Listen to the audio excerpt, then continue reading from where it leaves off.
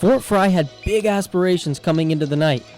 With a 5-1 record and a struggling Point Pleasant team coming into Beverly, the Cadets had a chance to clinch the first ever TSL Conference Championship. Despite the big aspirations, both teams would start slow. The Cadets' first drive resulted in a punt from their own 37, while Point Pleasant's first drive resulted in a missed 45-yard field goal from Alex Schrader. With that miss, the Cadets would start with the ball on their own 28, in which they wasted no time getting down the field. They would get all the way to Point Pleasant's 23 when Clayton Miller took a 23-yard end around to the crib. 6-0 Cadets. Each team's offense would end up being silent for the next 10 minutes.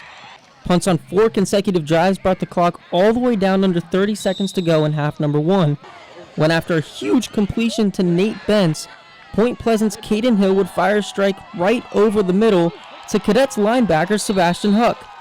Fort Frye would take over with 19 seconds to go, but a little game of hot potato would conclude the half, as Aiden Holman would come up with the tip ball INT for Point Pleasant.